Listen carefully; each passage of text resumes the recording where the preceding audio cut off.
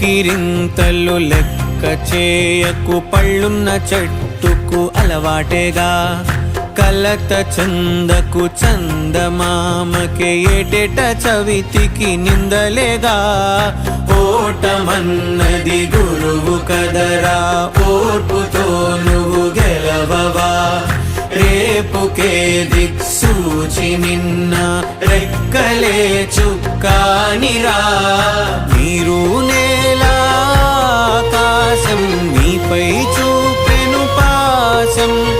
దారే తప్పిన పాదాలు గాడిన పడితే సంతోషం.